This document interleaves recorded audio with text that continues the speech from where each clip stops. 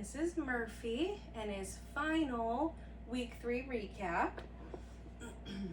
Quickly charging our clicker. This week we're definitely not doing it anywhere near as many times as we did the last 2 weeks. Really just reminding the dogs, all right, we're here to work. I'm gonna toss a release cookie. Okay. Murphy. And then we'll get right into that flying cookie game. Okay. Murphy. Good boy. This week with the flying cookie game, I am moving myself around. Okay. Murphy. Good boy. So I want him to start to get used to finding me, finding my voice from different directions. So definitely start practicing that with him, or continue practicing that with him once he comes home. Okay. Murphy. Good. And then remember with our name game, as soon as he turns towards me, he's now in motion. I will click and feed him right next to me. Good boy, buddy. All of the puppies are very tired today. It is a hot day out. Ready? Get it. Murphy, touch. Good boy. Our hand targets this week, I'm continuing to practice them without any food in my hand. I also really want to see that we're getting some distance. Lie laying down. Get it. Murphy, touch. Good boy. So with that, I'm tossing a get it cookie, and then as soon as he's done eating, I'll call his name, ask for that hand target. Get it. Murphy, touch. Good boy. Yeah, you're so smart. Get it. Murphy, touch. Good boy. His hand targets are a little bit of like a nose boot plus a kiss. Every time he comes over, he just licks my hand. I think it's mostly because I have like cookie crumbs on my hand, but it's cute, right? Get it.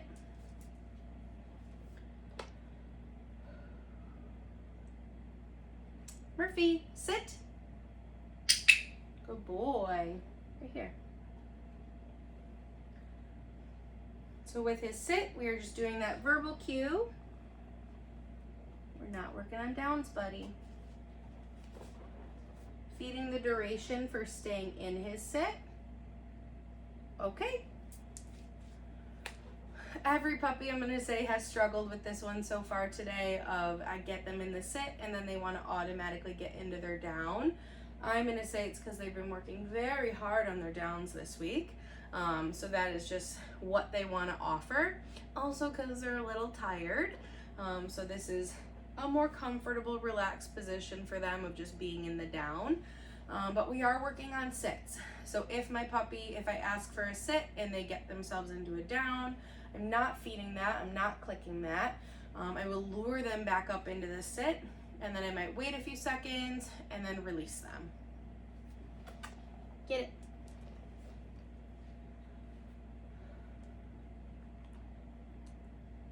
Sit. Good boy. I can also come in faster with my follow-up cookies to keep him in this sit. Very nice boy. Okay. And then release him. Good boy. Now we can do what you want to do. Down.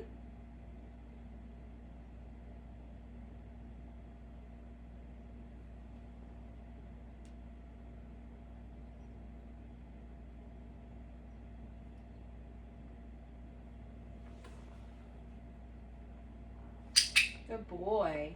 So this week with our down, we are starting to try to use just our verbal cue of down.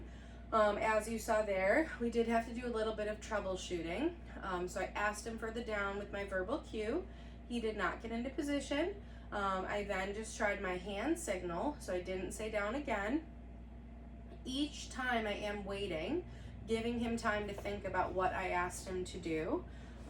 If he hasn't gotten into position within 5 to 6 seconds, I would then try your next step. So verbal first, then your hand signal. He still didn't get in position. And then I just lowered myself a little bit more, made my lure a little bit more obvious, and then he got into position. So this week I'm not using food for it. I'm still clicking and feeding once he's in position, but I no longer have food in my hand to get the behavior. Okay? Good boy. We'll do the same thing. Down.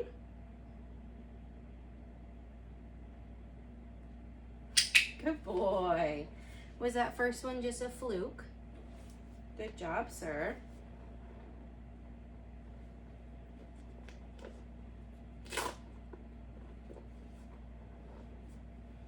Oops.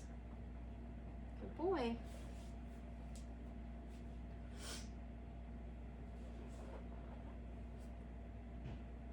Okay. We'll do that one more time. Down. Good boy. Yeah, you are smart.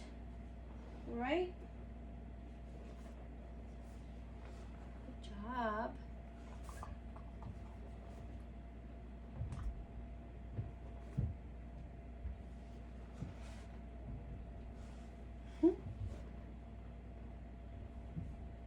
Okay. Good boy.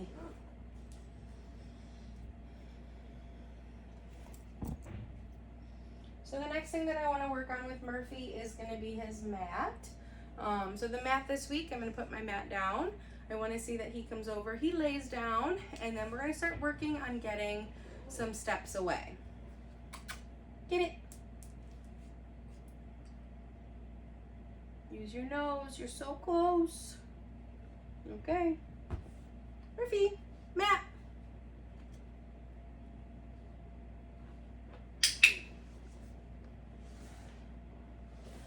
I will say this boy is a pro at auto downing. He does love to just lay down. I do feel like he's going to be a pretty chill puppy. So when we start working on getting steps away, my dog is on the mat, laying down. I'm going to start by turning my back and taking a step. I look over my shoulder, make sure that my puppy is still on the mat. Do that in another direction. Good boy. And after you've done maybe 2-3 reps of that, I would release him. Okay. We'll cue him back over. Murphy, mat. Good boy. When the dogs are ready, you could take 2 steps away. Again, look over your shoulder, make sure your dog is still there.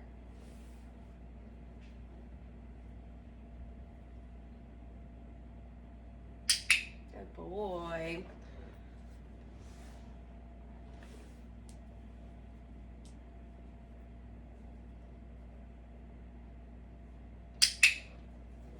Very good boy.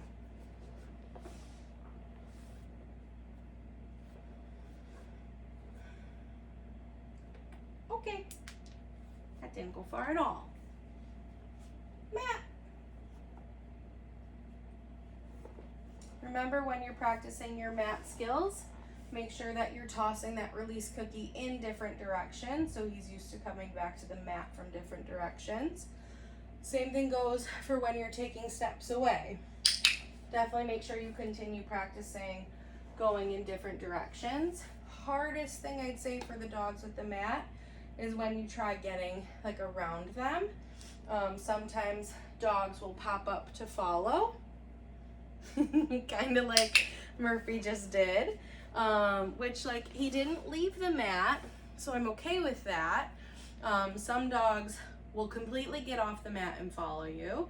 Some dogs will just rotate themselves on the mat so they can still see you.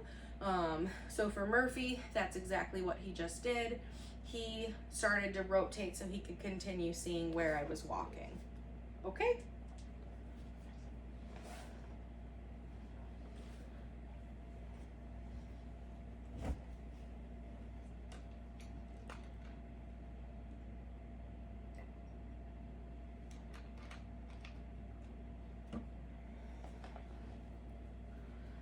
All right, we're gonna work on your crate next. Let me clean some of these things off of here.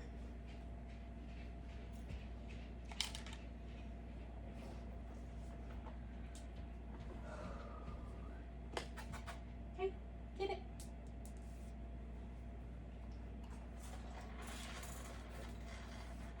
All right, now with the crate this week, I'm gonna continue to click and feed once he has 4 paws in. I'm now shutting that crate door. So once the door is shut, I will click and feed. And then like the mat, we're gonna work on getting some steps away.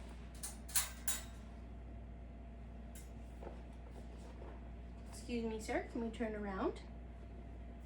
Come here. Come on, Murphy. Ready? Kennel.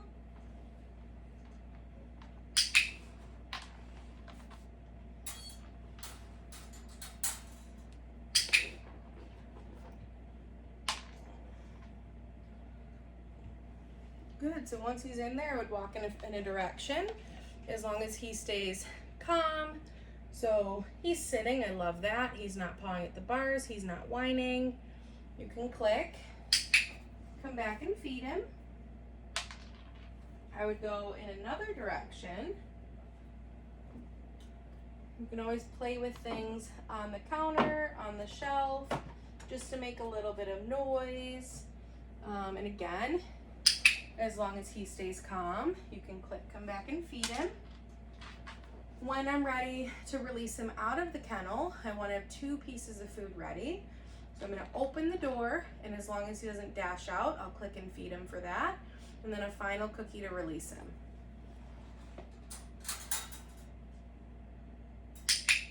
Good boy. Okay. Good job, Murph. Kennel.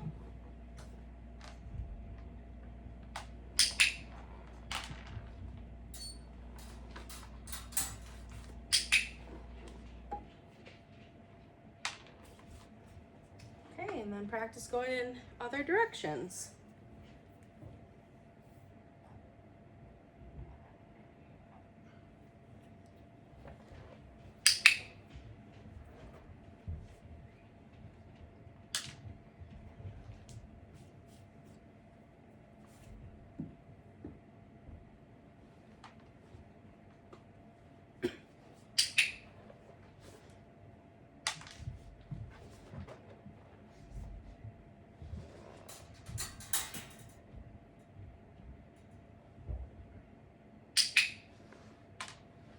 Good job, bud. Okay. You're a good boy, Murphy. You're just so smart.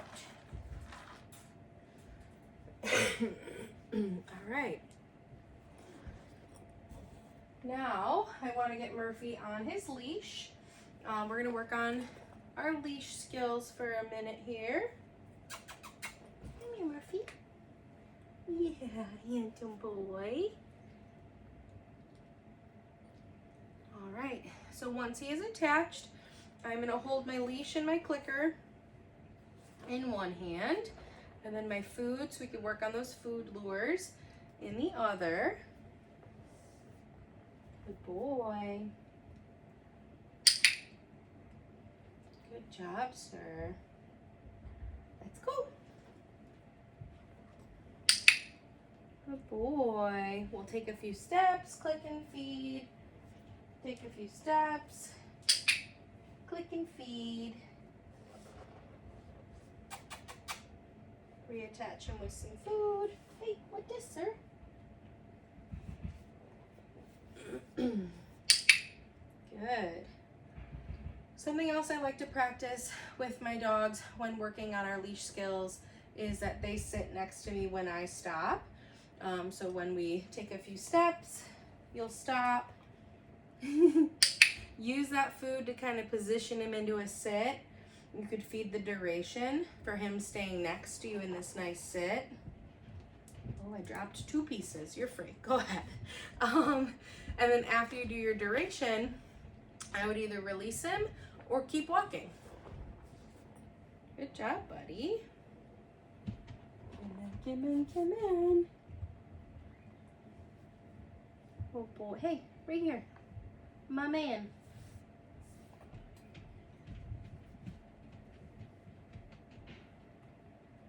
Good. I think I'm losing you a little because of the fur on your eyeballs. Very good boy. Nice. Good job, buddy. Good. So that will be the beginning stages to your eventual loose leash walking, where you guys can go on a nice walk with him. He's not pulling on the leash. He's walking nicely next to you. In the beginning stages, he will be connected to food for most of the entire time you're walking. But as he continues to practice this, you can start having him attached to food all the time. You're still going to occasionally come in though and feed him for staying next to you and walking nicely. Good boy.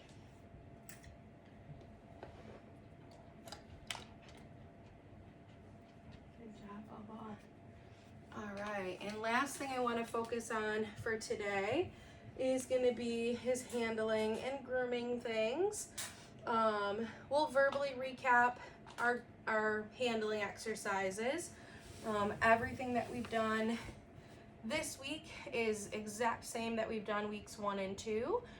So getting the puppies, again, used to that gentle restraint, flipping the ears, flipping the tail. We're just continuing to build on our duration at this point. So how long will Murphy let me flip that ear and massage his ear? How long will he let me do that gentle restraint? Our biggest goal is building that duration so that when it comes time for an exam, he can stay nice and settled as they're doing everything they need to do. With our grooming tools, this week we're doing the bristle side. So Murphy's attached to food in my right hand. The bristle side is going to swipe down. We'll click and feed. We'll drop more food. We'll reattach him to more food, and then we're going to focus up near his head. So remember, we're coming in so he can see it. Oh boy. Good job. And then for his chest, I like to lure their head up. Come in with my brush. Very nice. Good boy. Okay.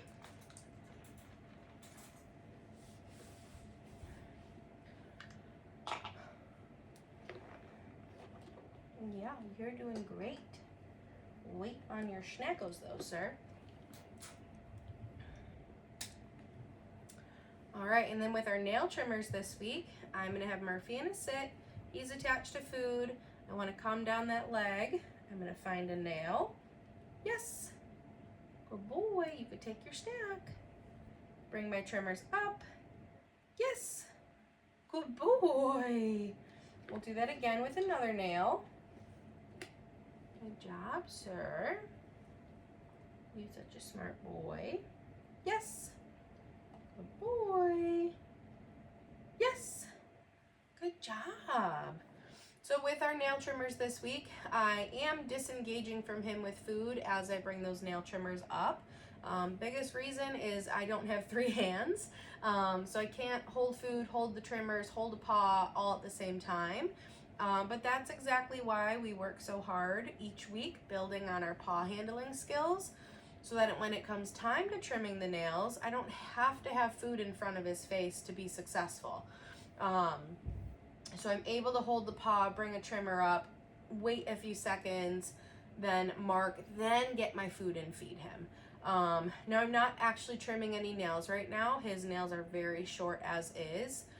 They've recently been done, so he doesn't need a nail trim. But we still can practice the paw handling in between actual nail trims. Good boy. So now I'm going to do the same thing with his other front paw. Yes. Yes. Good boy. So finding that nail first, you got to part through all the fur that is on his paw. So I want to make sure that I'm not blindly going in and trimming a nail. So getting his paw up, finding our nail. Yes. Yes. Coming in and fake trimming that nail. Good boy. Okay. I would recommend that we pick 1 or 2 nails on each paw, and when we're working on our exercises that you focus on just that. These puppies at this stage will let you just hold him and get a nail trim over with, but I think it is important to take it slow, practice 1-2 nails at a time to keep everything super positive. He will need nail trims for the rest of his life. I don't want us to rush through it, possibly cause any type of trauma to a nail trim that then has him fearing or hating nail trims for the rest of his life. So definitely take it slow, move at his pace, keep it positive, and you guys should be successful. Final thing we're gonna do is introduce our noisy grooming tool. So that's gonna be our clipper blades. Now I'm gonna start them turned on behind my back. I'll drop a piece of food, and then I'm going to bring them out front so the noise is louder. I am not touching him with these grooming shears. Good boy. And then once he's eaten his final piece, I will turn them off and he can check them out. What that? He doesn't care. So I'm gonna reload my cookies. I know. It says move faster. We'll do that again. So turn it on behind your back, drop a piece of food, come up front, drop a piece, drop another piece. What a good boy. And then turn him off and he can check them out. You'll do the same thing if you guys are working on a blow dryer. The blow dryer will be at more of a distance though, because that is significantly louder. But I do recommend practicing both. He will have to go to the groomer for the rest of his life. So he needs to be used to the sound of those clipper blades and also the blow dryer. I feel like dogs fear the blow dryer more than they do clipper blades. So be sure to get him desensitized to that blow dryer the same way that we're doing these clipper blades. But again, start at a distance, have someone who could turn it on as you drop food. Food's done, blow dryer turns off. All right, that is it for Murphy's week 3 final recap.